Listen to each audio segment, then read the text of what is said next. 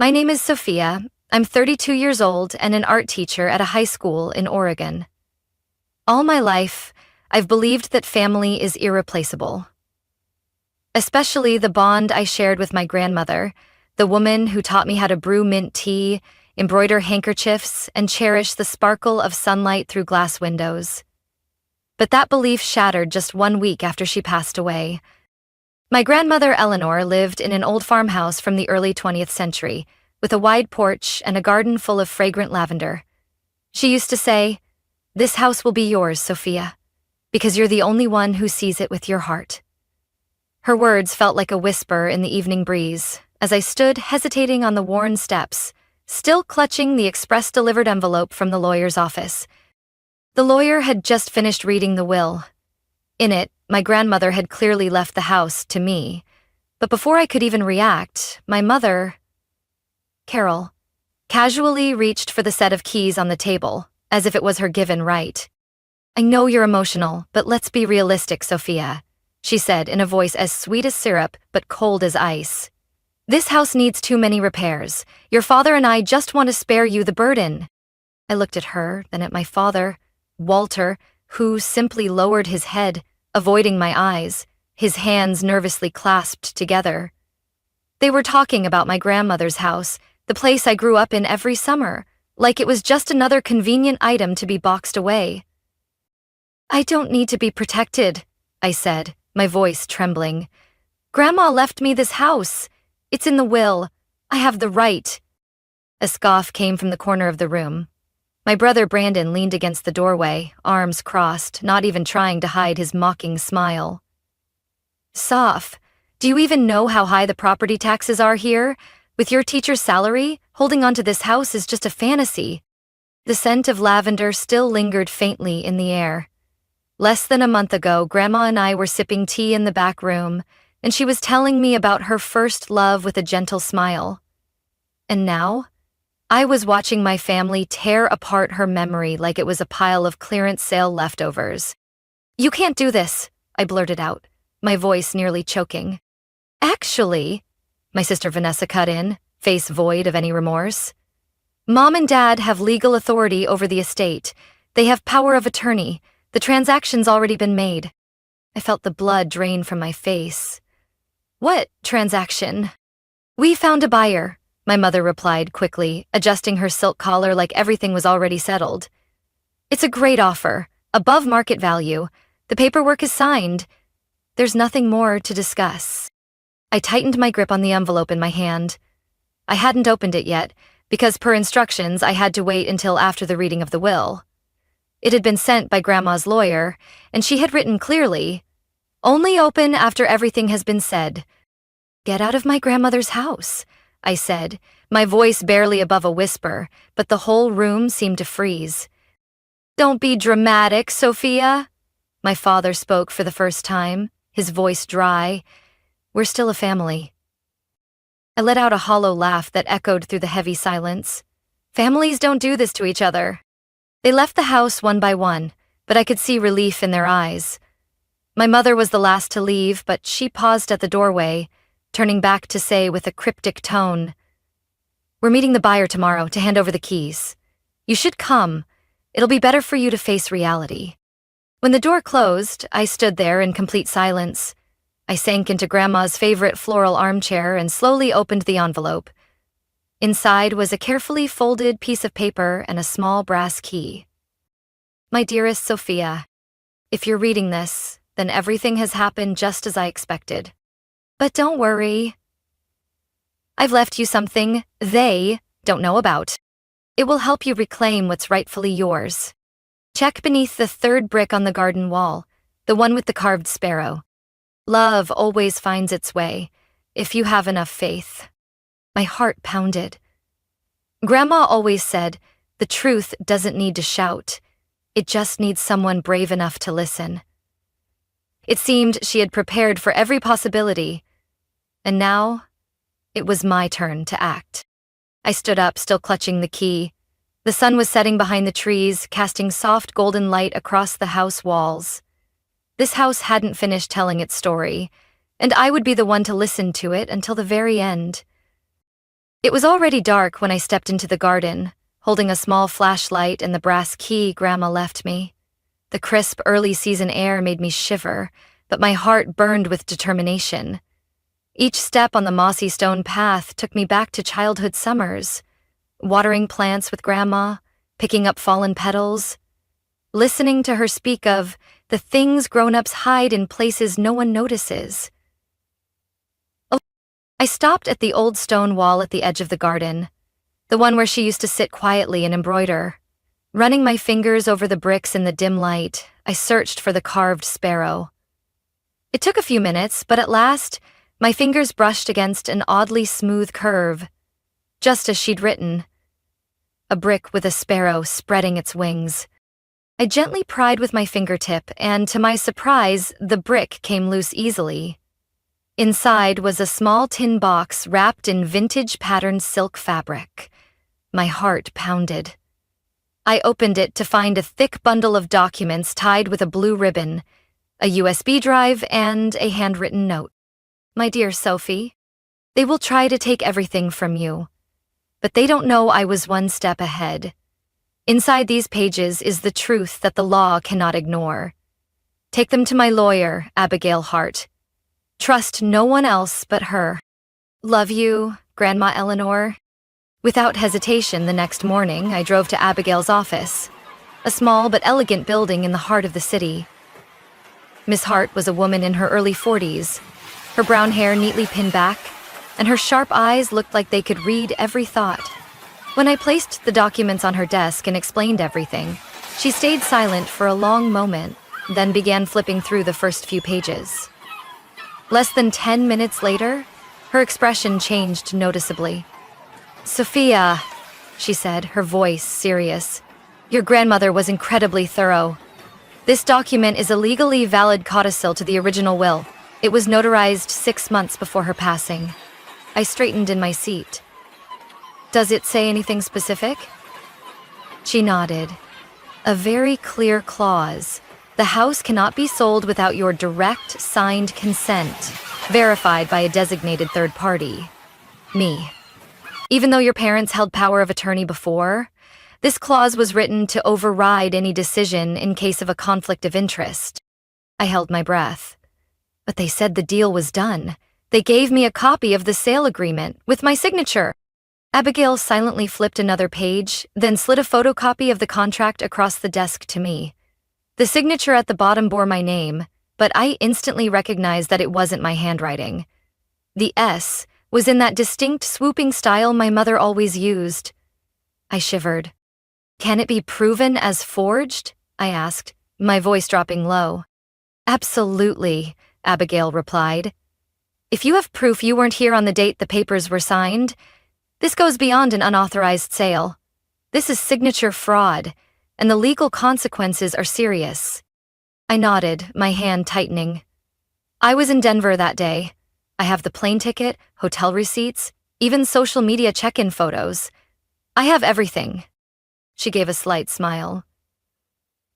Then we have the upper hand. Just then, my phone buzzed. A message from Vanessa. Mom knows what you're doing. Don't push yourself out of the family. I held the screen up to Abigail. She just smirked.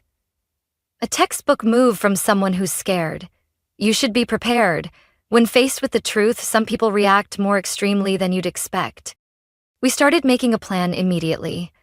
Abigail would send a legal notice to the buyer to halt the property transfer and request a forensic analysis of the signature. I would gather all my proof of being out of town that day and keep Grandma's documents secret until Abigail confirmed my legal ownership. But I didn't expect that by late afternoon, when I returned to Grandma's house, I'd find the locks had been changed. On the oak door was a crudely taped note. No entry. Property now under buyer's management. I stood there, my hands clenched inside my coat pockets, while inside me, a quiet fire of resolve was beginning to burn. Did they really think a changed lock could erase everything Grandma left for me? I pulled out my phone and texted Abigail. They changed the locks, but I'm not backing down. Ready for the next step? I had never felt more certain this wasn't just about a house anymore.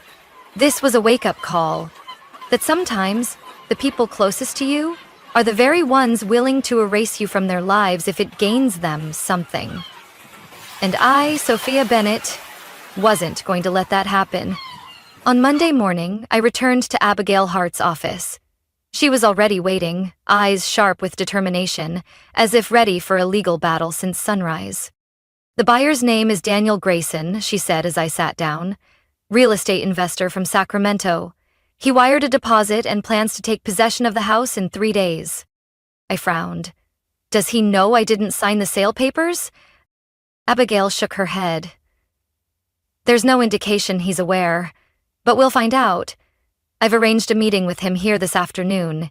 You should be there too." At 2:30 p.m., Daniel walked in. Tall, polished, wearing a light blue shirt crisply pressed, with the calm confidence of someone used to being in control. But when his eyes met mine, that confidence wavered for a brief second. "I'm guessing you're Sophia?" he asked, taking a seat beside Ms. Hart. I nodded. "My grandmother's house. The one you're trying to buy." Abigail opened the file and slid the sale contract in front of him. "Mr. Grayson, this is the contract you signed with Sophia's family. But there's a serious issue.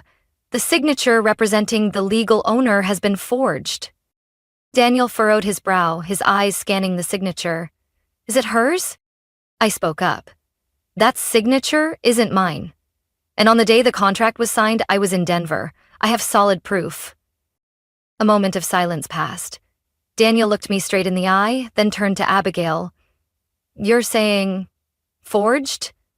They signed it for her?" "Not just forged," Abigail replied firmly. "They violated a notarized codicil to the will. It clearly states that the house cannot be transferred without Sophia's direct consent, verified by me. This contract is entirely void." Daniel leaned back in his chair, clearly shocked. "They told me you had agreed, that you were too busy to attend the signing." I gave a faint smile. "They also told me the house was just a burden that no one wanted to keep." Daniel paused, his gaze slowly shifted into one of suspicion. "I don't like being caught in the middle of lies. If this contract isn't valid, I want no part of it." Abigail gave a small smile. "We're not asking you to proceed with the deal.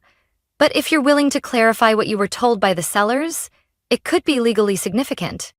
He thought for a moment, then nodded. "I've got nothing to hide. I'll cooperate.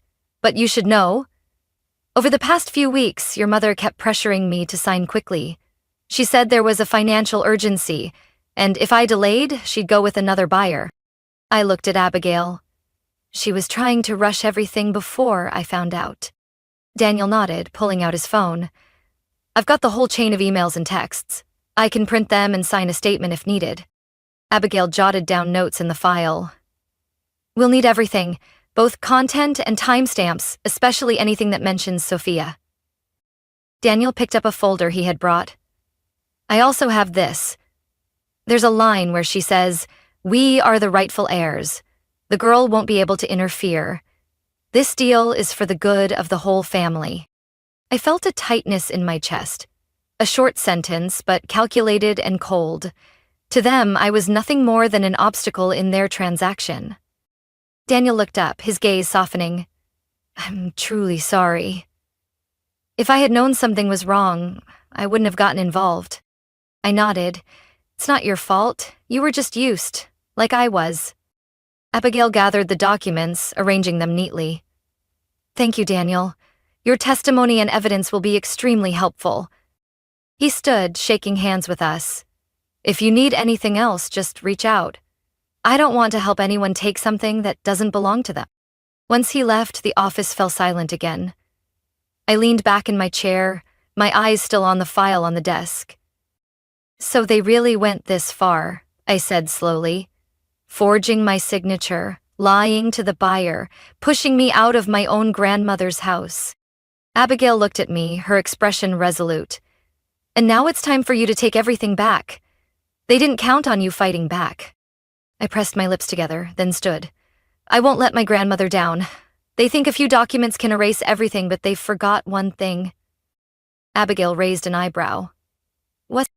I turned to face her. That a true legacy doesn't lie in property. It lies in the truth. And I would be the one to bring that truth into the light. That evening, I got a call from someone I never expected to take my side. Vanessa. My sister, always the perfect replica of our mother, composed, polished, and forever defending our parents without question. But her voice on the phone didn't sound like the usual Vanessa. It was hesitant, uncertain. Sophia, can we meet? This is important. I was quiet for a few seconds, then asked, Where? Lantern Cafe, corner of 5th and Maple. Don't tell anyone in the family. 30 minutes later, I walked into the cafe with a swirl of mixed emotions, caution, anger, and a hint of curiosity. Vanessa was already seated in the corner, hands wrapped around a full coffee cup, her eyes fixed on the window as if avoiding reality. When she saw me, she stood quickly, pulling out a chair for me. I don't even know where to start, she said, her voice so quiet I had to lean in to hear. Start with the truth, I replied coldly. Vanessa took a deep breath. I went through some papers in Mom's drawer. There are things that don't match the will you and the lawyer have. I froze. What do you mean? They altered documents. Mom has a fake version of the will. And there's a financial file too. Shady loans, questionable bills. Sophia, I think Dad's company is under investigation. They need money fast. That's why they tried to sell Grandma's house. It felt like the air froze in my lungs. I'd suspected it, but hearing it from my own sister was still a shock. And the signature on the house sale contract? Vanessa looked at me, guilty. Brandon signed it. Mom convinced him. They said it was the only way to save the company from collapsing. I clenched both fists. They think forging legal documents is acceptable? Vanessa didn't answer, but her silence spoke volumes. There's more, she continued. They're planning to meet with a new buyer at the Regency Hotel next Friday night, 8 p.m. Room 746. They're trying to renegotiate, offering additional assets in the deal. I frowned. What assets? I'm not sure, but Mom mentioned high-value items. I think it's the things Grandma kept hidden. Maybe paintings, jewelry, or something important you haven't discovered yet. I nodded slowly, the puzzle pieces clicking into place in my mind. Why are you telling me all this? I asked. Vanessa bit her lip. Because I can't take it anymore. Mom's always wanted everything to go her way, ever since we were kids, but this time, they've gone too far. Grandma left that house to you, and I know she did it because she believed you were the only one who could protect it. I can't keep looking the other way. I looked at her. For the first time, I saw an unguarded honesty in her eyes. Do you want help? She asked quietly. I nodded, my voice firm. Would you be willing to testify if this goes to court? Vanessa hesitated for a moment, then nodded decisively. Yeah. I pulled out my phone and texted Abigail. New info. Secret meeting at Regency Hotel, room 706, 8 p.m. Friday. Bring recording equipment. Seconds later, the reply appeared. Received. Ready. I'll meet you before the meeting. I looked up at Vanessa. Thank you. Even if it's late, you made the right choice. She gave a soft, bittersweet smile. Grandma once told me, choosing what's right late is better than never at all. Maybe it's time I finally listened to her. That Friday evening, Abigail and I arrived at the Regency Hotel right on time. On the 7th floor, we rented room 705, directly next to where the secret meeting would take place. Abigail installed the recording device into the wall outlet, and I pressed my ear against the thin wall, listening as if waiting for the truth to come pouring out. My mother's voice came first, cold and calculated. We only have tonight. The auditors will go through the books on Monday. If the money isn't in the business account, they'll start digging. A man's voice followed, probably my father's. We can't let everything fall apart because of that girl. My mother exhaled sharply. Sophia won't know a thing. The buyer agreed to keep quiet if we turn over all of Eleanor's hidden valuables. I held my breath. Valuables? Behind the built-in cabinet in the library, Mom continued.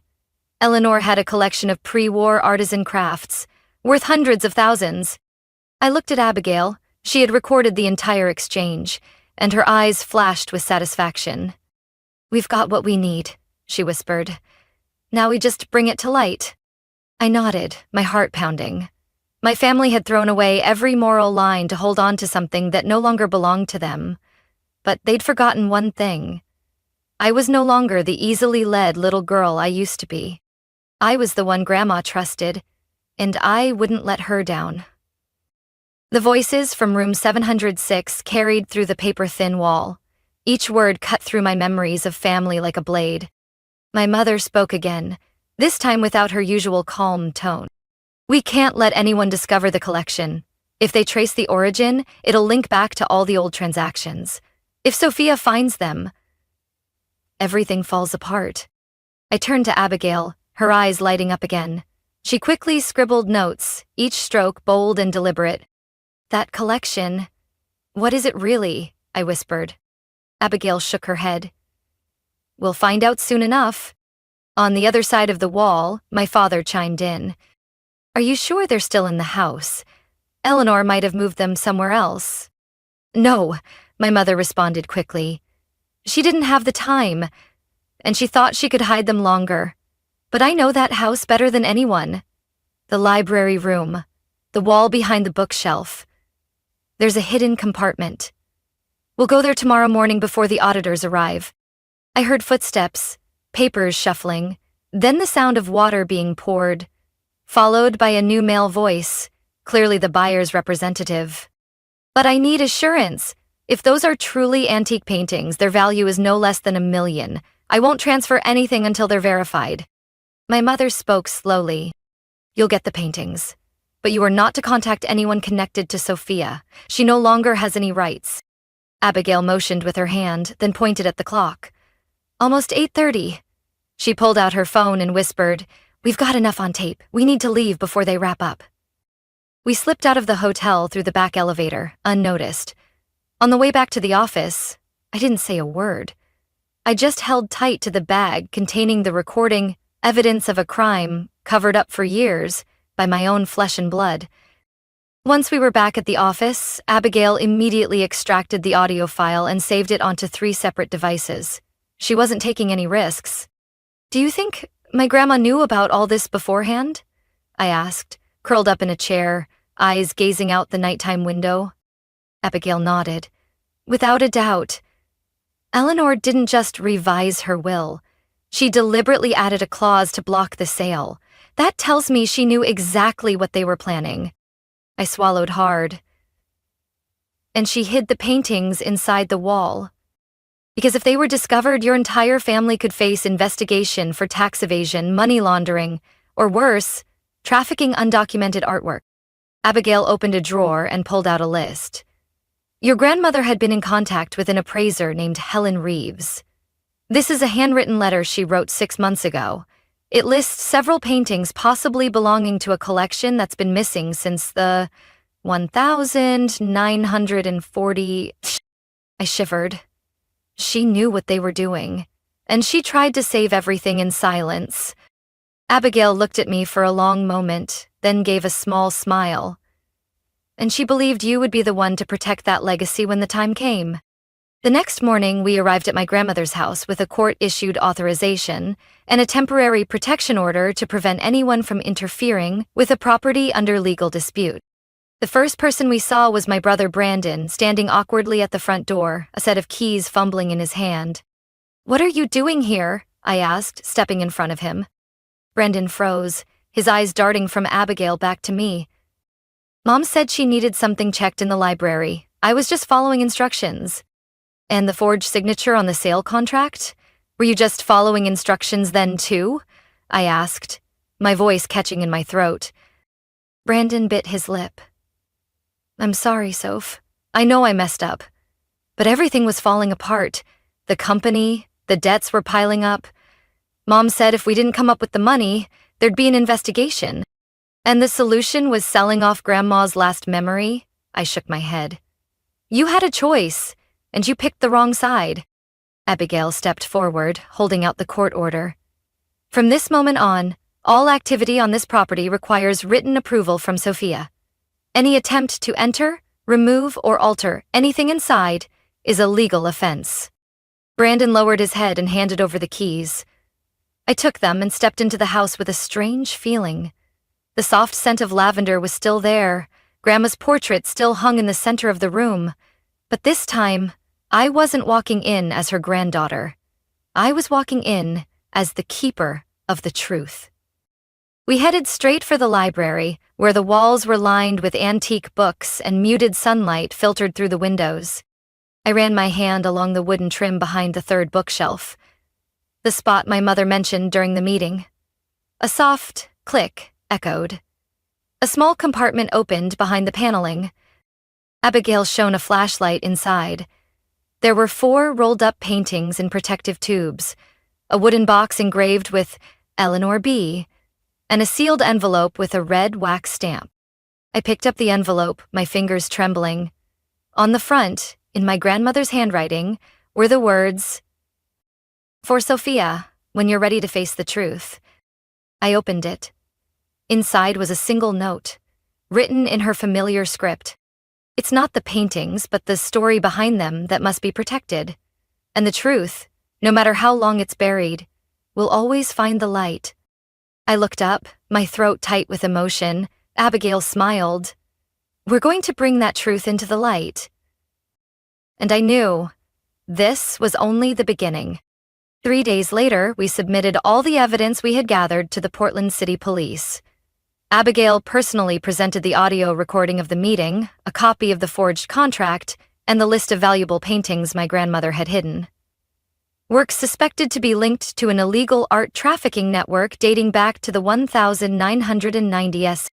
The lead investigator, Mr. Gregory Hale, was calm but had eyes that missed nothing. After reviewing the file and listening to the entire recording, he simply said, "There's enough here to open a criminal investigation. And if the paintings match this list, this won't just be a civil matter."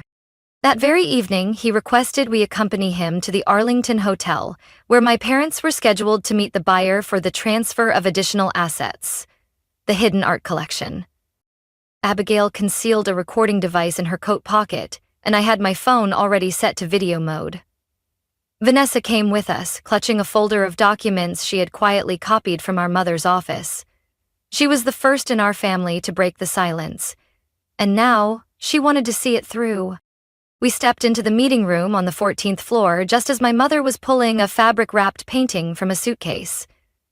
The unfamiliar man standing across from her, likely the collector, reached out to touch the frame but froze the moment he saw us.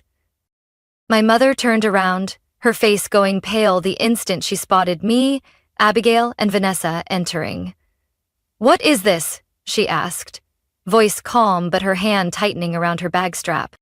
"This," I said, raising my phone, "is the truth, and this time it's not staying hidden." My father stepped forward, trying to block me. "Sophia, you're walking into trouble. This isn't what you think." "Isn't what I think," I scoffed, then turned to the buyer.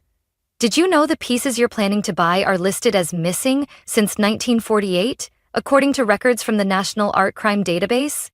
The man jerked his hand back. "Excuse me?" Abigail pulled out a letter of authentication from expert Helen Reeves. "The painting you're holding is one of several reported missing from the private collection of a Jewish family in France. If you accept it, you could be prosecuted for participating in an illicit transaction." Just then, police burst into the room. Inspector Hale led the team, instructing everyone to stay put, and immediately began seizing all paintings, documents, and related devices. My parents were stunned, while Vanessa stood beside me, her gaze fixed on our mother.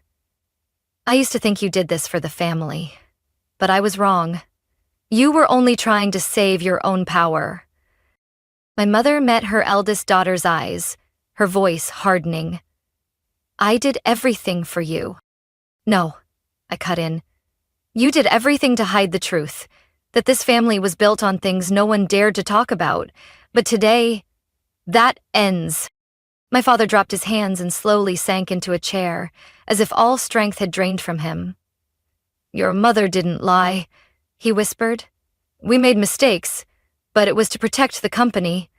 Our name. Inspector Hale interrupted.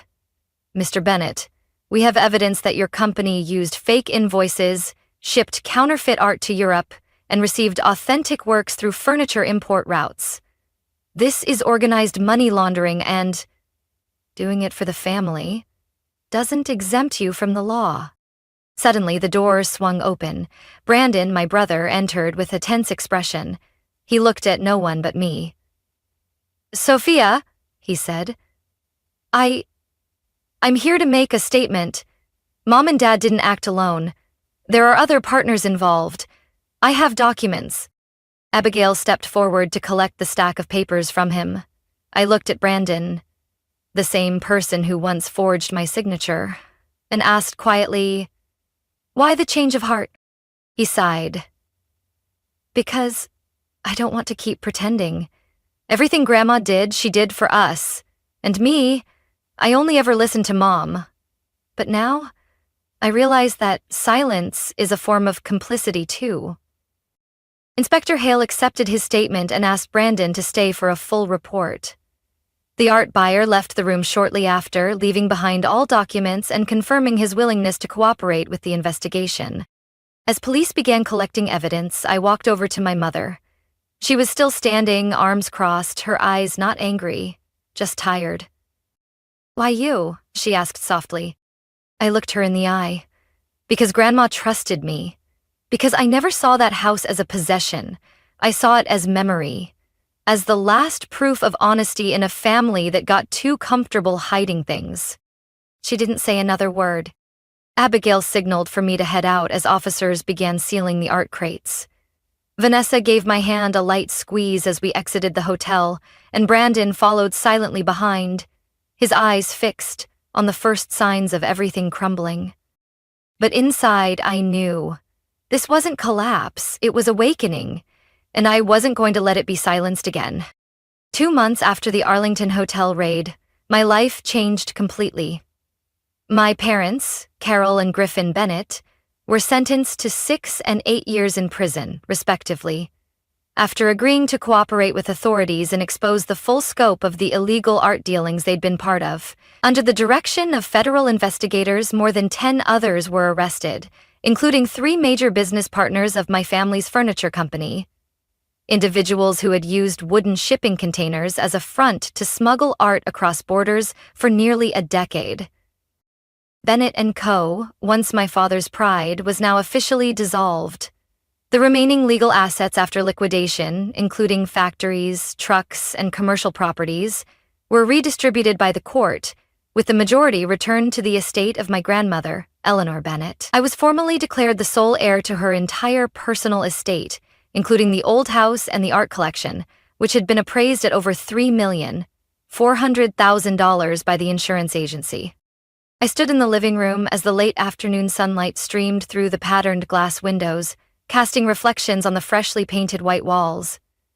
Vanessa was dusting the bookshelf, and Brandon was closing up the old wooden chest he had once planned to hide the paintings in. In the midst of all the loss, the 3 of us, who once had nothing left to hold us together, had rediscovered what my grandmother had spent her life protecting. Family isn't built on possessions, but on truth. I fixed the kitchen door, Brandon said as he passed me, his voice much softer than before. I nodded with a smile. Thanks. This house feels like it's been waiting for that. Vanessa stood upright, her hand resting on an old book embroidered with our grandmother's name. She left us more than we realized. I nodded. Not just paintings or property. She left us a chance to start over, this time with no more secrets. Every day in this house helped me understand why she kept everything here. Beneath the old tile floors were the footprints of our childhood. Above, on the ceiling, still remained the faint crack she once said, "Looked like a heart if you stand at just the right angle." And in every photo frame, every book, were traces of a woman who lived ahead of her time, quietly fighting to protect values more lasting than wealth. On Friday afternoon, lawyer Abigail stopped by with the final court confirmation. The house, all its contents, and the insurance settlement from the paintings were now legally mine. She placed the file on the coffee table, the same spot where my grandmother used to sit every afternoon, brewing tea and knitting handkerchiefs. "Congratulations, Sophia," Abigail said gently. "You kept your promise to her." I opened the file, scanning the red seals and signatures. No more disputes, no more forgeries, no more fearing tomorrow. I don't know what to say except, "Thank you," I replied, my heart light as if a boulder had been lifted from my chest. "There's one more thing you should know," she said, pulling out a small envelope. "This came from the archives, your grandmother's last letter, dated 1 week before she passed."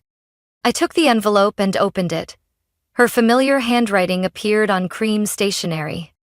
"My dearest Sophie, if you're reading this, then the secrets have likely come to light. I never wanted you to grow up with a heart full of doubt, but sometimes the truth needs time to rise. Keep this house as a place of healing, not just for you, but for all who've ever lost their way. I love you, Grandma." I folded the letter, my eyes stinging, but my heart strangely at peace. Just then, the doorbell rang. It was Edward, the former art buyer, now an unexpected ally through the entire ordeal. "Hi, Sophia," he smiled, holding a carefully wrapped frame. "I stopped by to return this. I think it belonged to your grandmother." I unwrapped the package. It was the small watercolor painting she had hung in her bedroom, a spring garden scene. I'd always assumed it was a print, but now, looking closely, each brushstroke was clear. This was the original. Edward spoke gently. "I had it appraised. Turns out it was the debut piece of a well-known female artist from the 1920s. No signature, because your grandmother was her close friend." I laughed softly. She hid talent better than she hid old paintings. We hung the painting back in its original place, right above the fireplace. The house felt alive again. This time, without lies, only love, memories, and a new beginning. As the orange glow of sunset filtered through the windows, I stood on the porch with Vanessa and Brandon, 3 fractured pieces slowly stitching back together with the invisible thread of forgiveness. "Grandma was right," I said quietly. "We can lose everything, but as long as we still have trust, we can rebuild." Vanessa squeezed my hand. Brandon gave a small nod. This house had once buried secrets. Now it held the most precious things of all: truth, love, and family. Just as Eleanor always hoped. From my own story, I've come to realize that the most valuable legacy isn't money or rare paintings. It's truth and the courage to protect what's right. Even when betrayed by those closest to me, I chose to stand up, not for revenge, but to preserve the values my grandmother cherished all her life. In the end, the house wasn't just protected. It became a place of healing, of new beginnings, and of proof that truth always finds its voice. What do you think about Sophia's journey and the choices she made? Share your thoughts in the comments below. Don't forget to follow the channel for more heartfelt and meaningful stories about life and family.